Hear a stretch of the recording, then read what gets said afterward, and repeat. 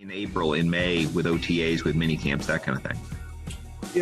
It's always voluntary. So, I mean, for us, we've lost the development of 2 years of players, and now we'll be drafting some guys that didn't play last year. 3 years of young player development that if we lose spring, they're not getting developed. Now, yeah, the veterans love that because they may not get to take their jobs.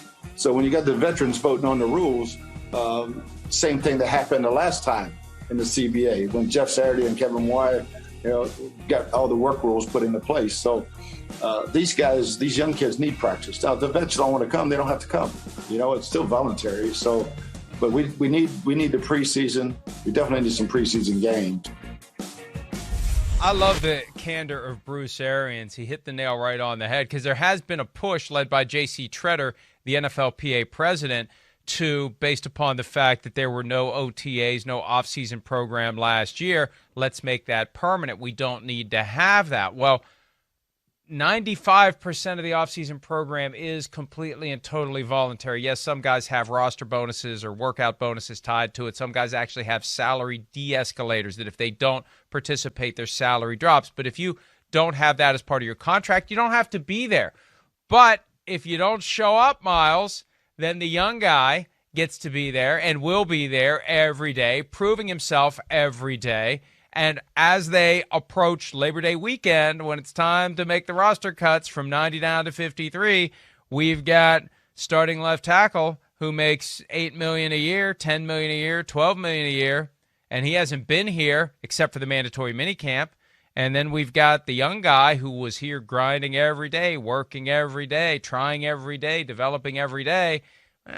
We feel better saving 8, 9, 10 million in cap space. That's why the veterans show up, and that's why the push is to just get rid of it, because even though it's voluntary, there's so many guys who will volunteer to be there, it puts pressure on the veterans to show. And Coach Arians is absolutely right. If you do away with it year after year after year, you're losing these valuable developmental reps for the players and allows the veterans to hang on longer and longer. Yeah, and I think from that perspective, sure, the veterans should want exactly this. But I think especially in this particular year where you're going to have a depressed salary cap, this is going to be very important for as many college players as possible, and rookies, I guess I really should say, to come in and get some reps so that they can prove themselves. And the interesting thing to me is going to be how many undrafted guys are going to be able to stick on these teams because of this. And you also don't have the normal scouting process that you were used to having because of everything that's happened with COVID. You're not going to be able to see all these guys at the combine. You're going to have fewer and fewer people at pro days. Heck, you don't even have the same amount of college film that you usually would, unless you're talking about guys, I guess, from the ACC or the SEC that played most of their regular schedule. So this is going to be a really wonky offseason and into training camp and then into week one, because I just think there are so many unknowns. And then you combine that with the fact that the salary cap is going down, you really are going to have to figure out who is going to be the best 53 for you, not just on the field, but also in terms of what their salaries are going to be. And that could have a lot of different ramifications.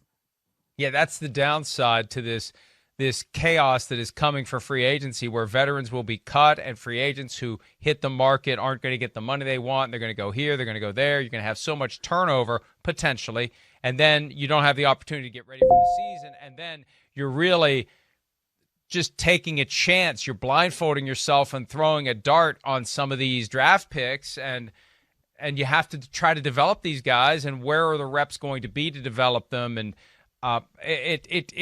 it creates the possibility for, some bad football in September. But what happened last year? The football was not noticeably bad. See, as long as it looks to the average fan on TV the same as it always does, and it just looks so great as a televised sport. It's one of the reasons it became the dominant sport in the country. It looks great on TV.